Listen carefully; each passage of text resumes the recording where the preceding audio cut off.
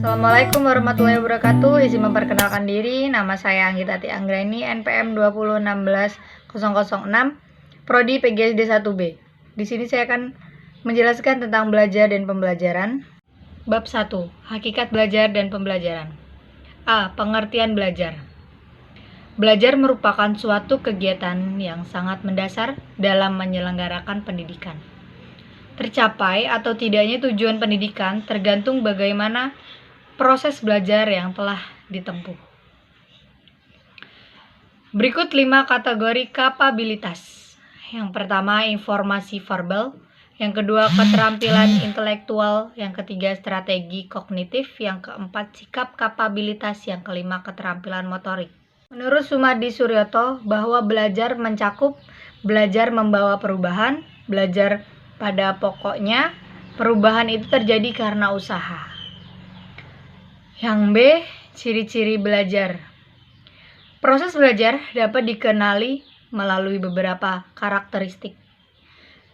Ciri-ciri belajar yang pertama, terjadi perubahan tingkah laku, seperti kognitif, efektif, fisikomotor, dan campuran.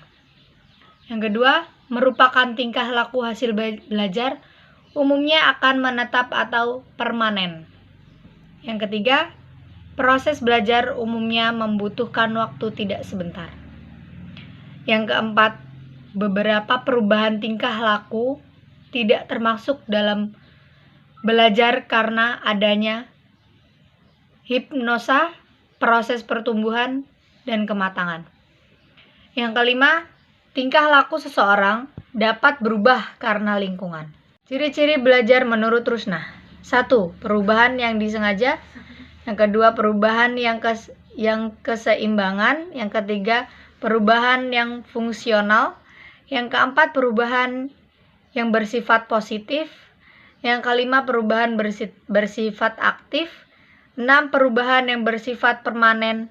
7. Perubahan yang terjadi bertujuan dan tertera. 8. Perubahan perilaku secara menyeluruh. Tujuan belajar. Tujuan belajar dapat diartikan sebagai suatu kondisi perubahan tingkah laku dari individu setelah individu tersebut melaksanakan proses belajar. Benjamin menggolongkan bentuk tingkah laku sebagai tujuan belajar. Yang pertama, ranah kognitif, berkaitan dengan perilaku, berpikir, mengetahui, dan memecahkan masalah. Yang kedua, ranah afektif, berkaitan dengan sikap, nilai-nilai, minat, aspirasi, dan menyesuaikan sosial. Yang ketiga, ranah psikomotor, mencakup tujuan yang berkaitan keterampilan manual dan motorik. D. Pembelajaran. Pembelajaran adalah proses interaksi peserta didik dengan pendidik dan sumber belajar pada suatu lingkungan belajar. Yang E. Perbedaan dan persamaan belajar, mengajar, dan pembelajaran. Pengertian belajar. Semua aktif mental ataupun yang dilakukan seseorang di lingkungan sekitar, sehingga menimbulkan perubahan tingkah laku yang positif.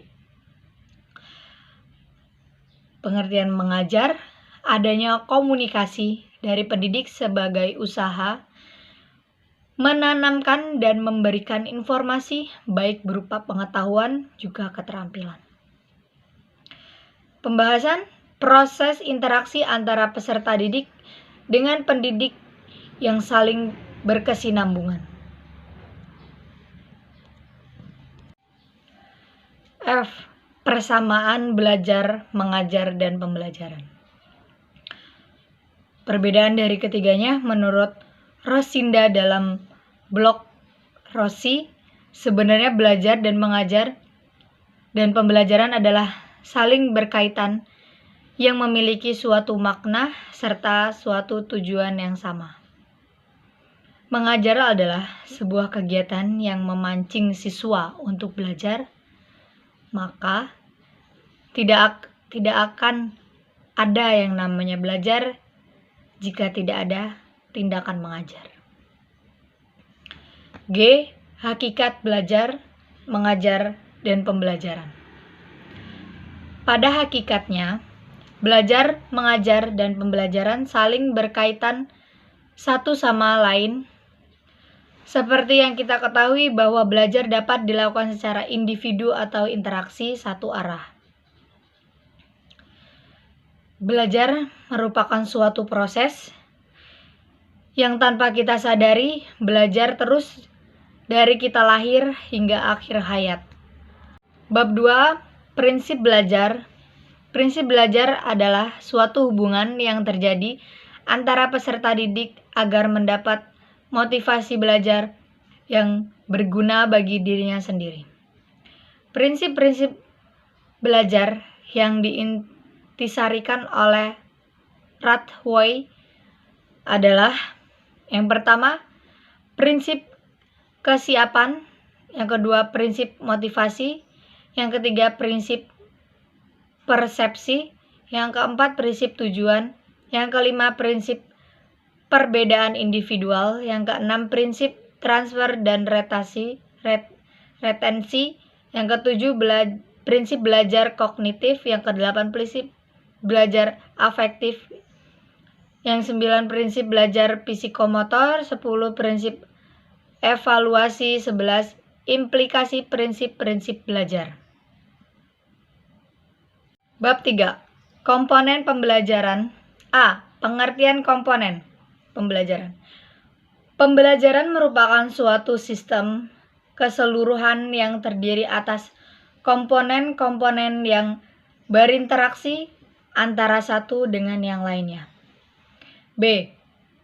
Bagian-bagian komponen pembelajaran. Tujuan komponen dalam pembelajaran adalah: yang pertama, tujuan pendidikan dan pengajaran; yang kedua, peserta didik atau siswa; yang ketiga, tenaga pendidikan khusus guru; yang keempat, perencanaan pengajaran sebagai segmen kurikulum; yang kelima, strategi pembelajaran; yang keenam, media pengajaran; yang keenam, evaluasi pengajaran. 1. Tujuan pendidikan dan pengajaran. Tujuan adalah suatu cita-cita yang ingin dicapai dari pelaksanaan suatu kegiatan. Nilai-nilai tujuan dalam pengajaran. Yang pertama, tujuan pendidikan, mengajar.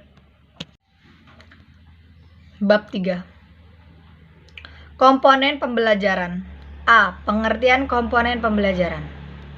Pembelajaran merupakan suatu sistem keseluruhan yang terjadi atas komponen-komponen yang berinteraksi antara satu dengan yang lainnya.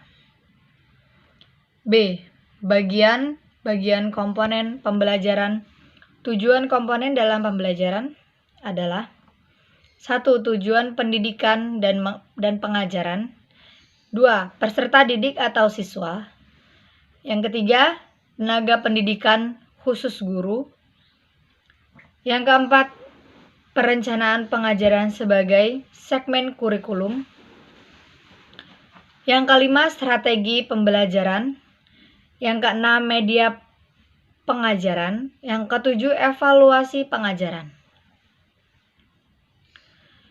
1. Tujuan pendidikan dan pengajaran. Tujuan adalah suatu cita-cita yang ingin dicapai dari pelaksanaan suatu kegiatan. Nilai-nilai tujuan dalam pengajaran adalah: 1. Tujuan pendidikan mengarahkan dan pembimbingan kegiatan pendidikan. Yang kedua, tujuan pendidikan memberikan motivasi. Yang ketiga, tujuan pendidikan penting maknanya dalam rangka memilih dan menentukan alat peraga pendidikan. Yang keempat, tujuan pendidikan memberikan pedoman dan petunjuk kepada pendidik. Yang kelima, tujuan pendidikan penting dalam menentukan alat atau teknik penilaian pendidikan.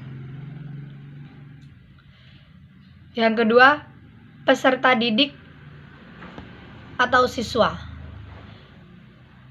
Siswa merupakan komponen pembelajaran yang terpenting karena komponen siswa sebagai pelaku belajar dan proses pembelajaran.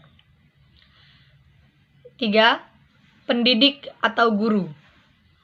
Guru merupakan komponen pembelajaran yang berperan sebagai pelaksana dan penggerakan kegiatan pembelajaran. Yang keempat, materi pembelajaran. Bahan pembelajaran adalah substansi yang akan disampaikan dalam proses pelajaran mengajar. 5.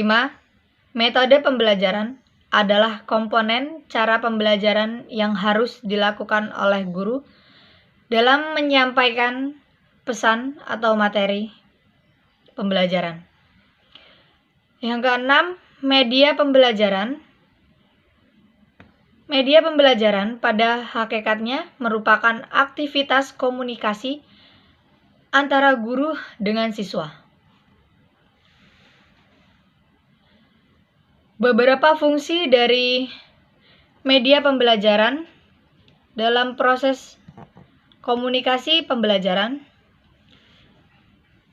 Yang pertama, A. Berperan sebagai komponen yang membantu mempermudah atau memperjelas materi. B. Membantu pembelajaran menjadi lebih menarik. Yang C. Membuat pembelajaran menjadi objektif. D. Menjangkau sarana yang luas. E. Mengatasi keterbatasan jarak dan waktu. F. Menghilangkan verbalisme yang hanya bersifat kata-kata. 7. Evaluasi pembelajaran merupakan komponen yang berperan untuk menetapkan keberhasilan dan kegagalan aktivitas pembelajaran.